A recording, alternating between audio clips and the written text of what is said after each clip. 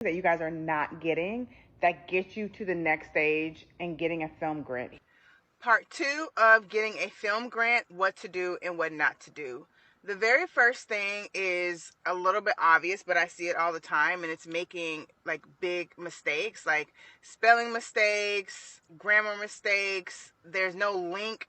I mean, whenever there's a link to your film, the link doesn't work, the password doesn't work, all of that. Here's the thing.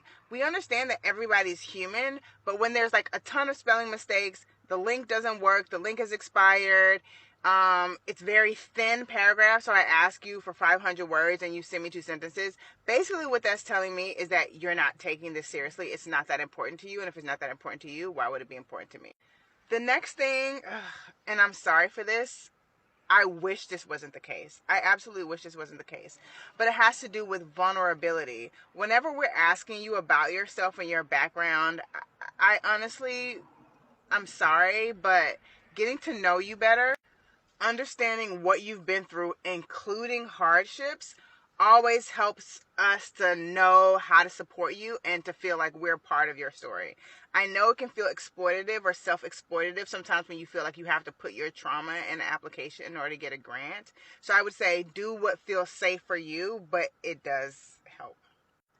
The last thing has to do with something that may be on the organization's website or maybe somewhere in the materials, but it's not clearly explicitly saying that this is what we're looking for, but it's 100% what we're looking for.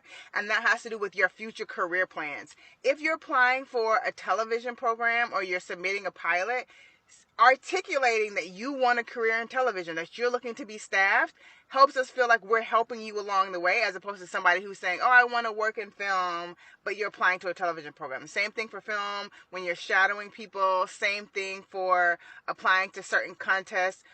Basically, whatever field specifically that this screenwriting contest or documentary filmmaking contest or TV contest is in, you stating, I want a career being a television director. I want a career being a staff writer. I want to eventually be a showrunner. I want to be an independent filmmaker, and I see myself making independent films over and over and over again, as opposed to putting in your bio that what you're looking for is to make commercial documentaries and never make independent film again.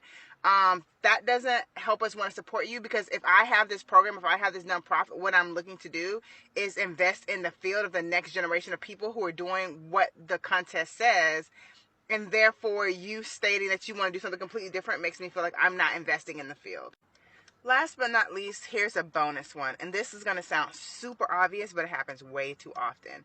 And it is not applying at all. Believing that you're too old, it's too late, you don't have anything to say, your samples are too old, all of that. It really is shooting yourself in the foot. Now, I know that there's a lot of conversation going around on social media about how fellowships and contests and festivals, they don't read the whole thing, they pass by them.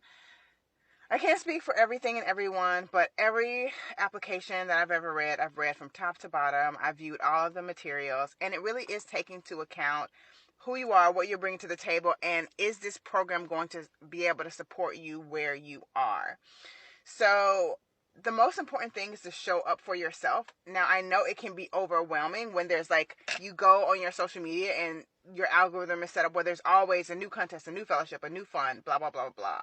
I would advise that you organize exactly what you're looking for.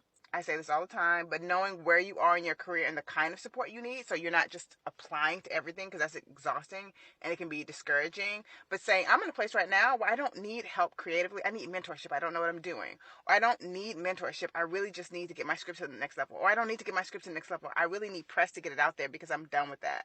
Like, knowing specifically where you are and what kind of programs are going to meet your needs is going to help that feel less overwhelming. I hope this helps. Best of luck for all of your applications. If you have any questions, drop me a question in the comments, obviously. I'm rooting for you guys. I'm always rooting for you guys. Talk to you soon.